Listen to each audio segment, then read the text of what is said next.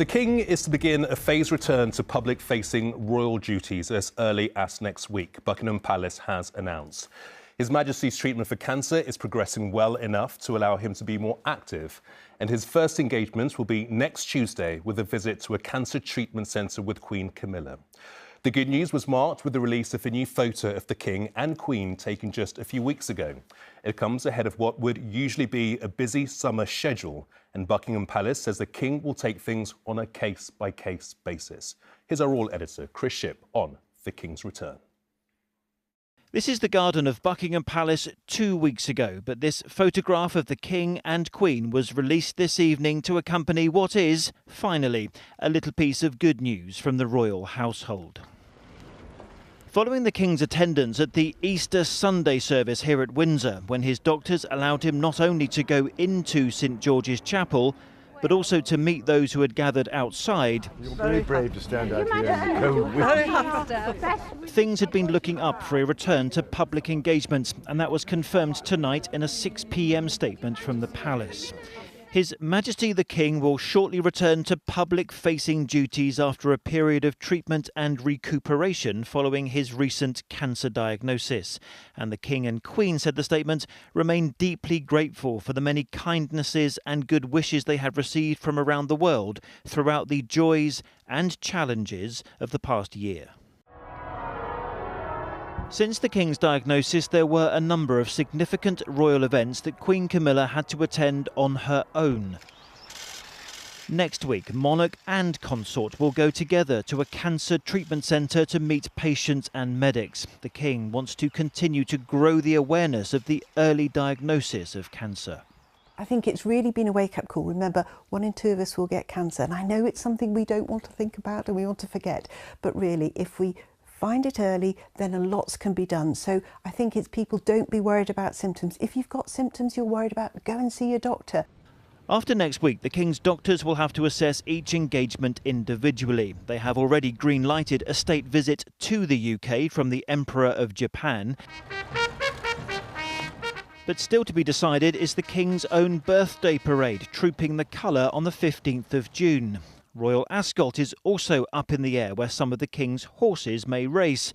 And the biggest decision for his doctors will be whether to allow a potential state visit to Australia in the autumn.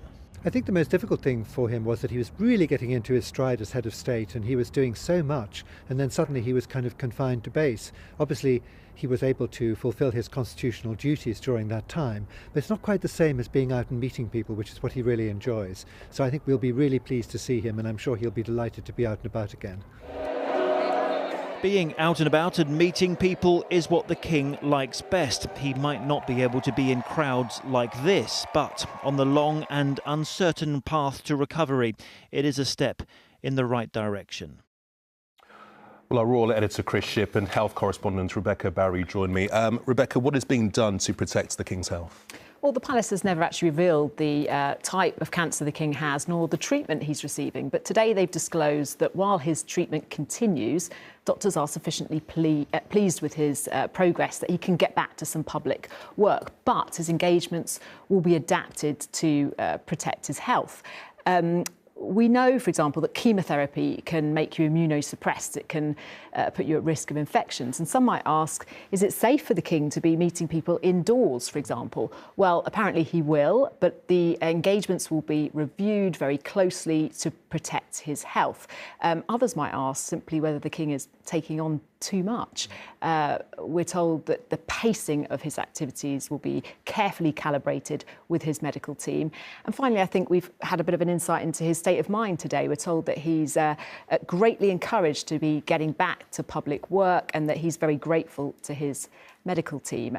Every 2 minutes in the UK, someone's diagnosed with cancer, and I think a lot of people across the country will be really empathising with everything he's going through right now. Yeah, I'm sure. And Chris, some positive news for the royal family after what has been a difficult few months. Yeah, I mean, anyone watching any news bulletin will know just how difficult things have been for them, not just the King, but also everything about his daughter-in-law, Kate. Look, the King has been very frustrated in these last few months. It's not as if he's not been working. He's still met the Prime Minister. He's still been able to do audiences, but they've all been behind palace doors. This isn't, therefore, about a return to work. It's about a return to being with members of the public, which is something he couldn't do. And as Rebecca was saying, it's all about his immunity. He can now be people, but not in the same way as he was doing before. If you look at those crowded pictures at the end of my report just there, we won't be able to do that. Now, look, the picture that they released this evening, I think most people will agree, it looks very nice. They look very happy.